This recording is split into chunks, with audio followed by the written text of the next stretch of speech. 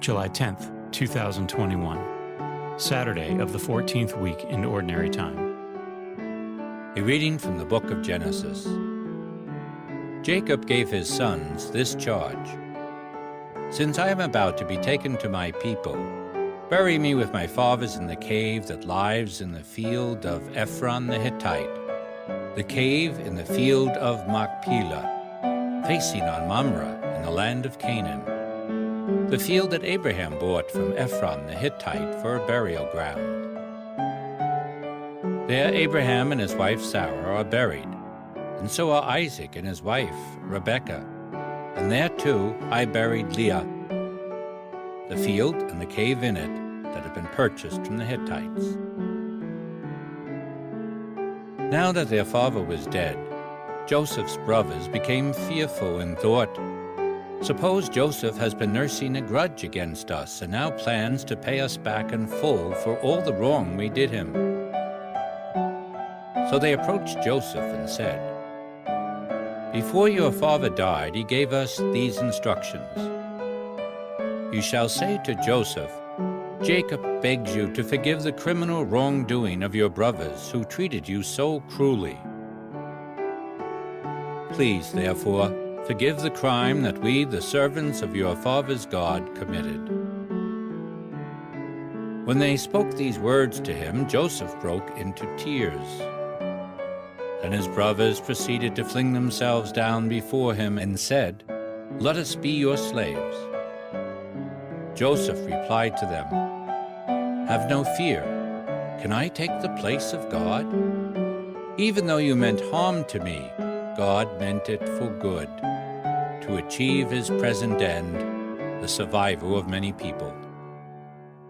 Therefore have no fear.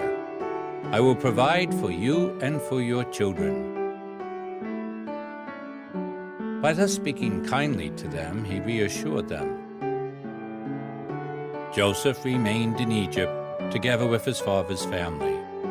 He lived 110 years. He saw Ephraim's children to the third generation, and the children of Manasseh's son, Machir, were also born on Joseph's knees.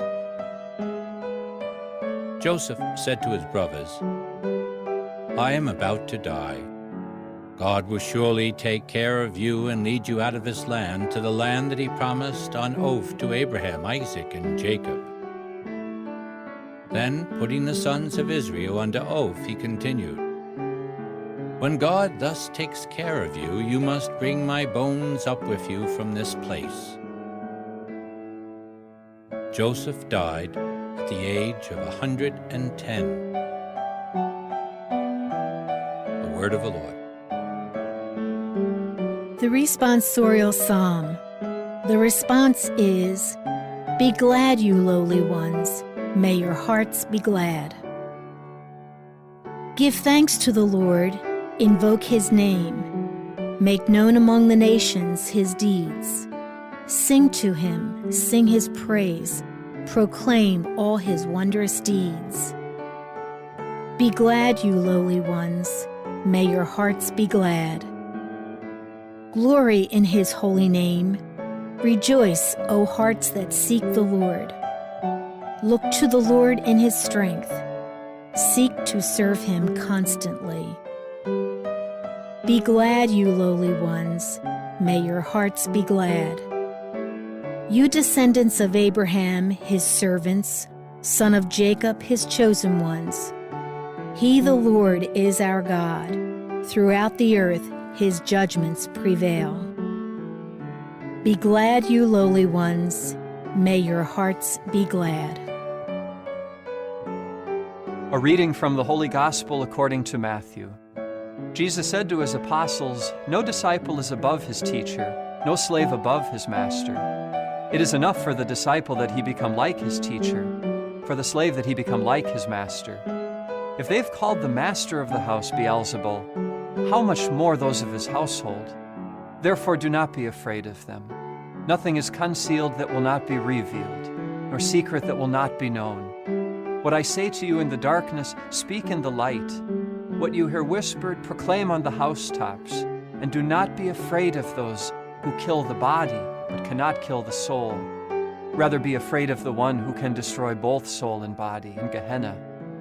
Are not 2 sparrows sold for a small coin? Yet not one of them falls to the ground without your Father's knowledge. Even all the hairs of your head are counted. So do not be afraid.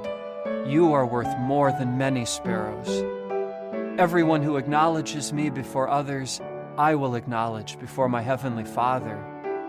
But whoever denies me before others, I will deny before my heavenly Father. The Gospel of the Lord.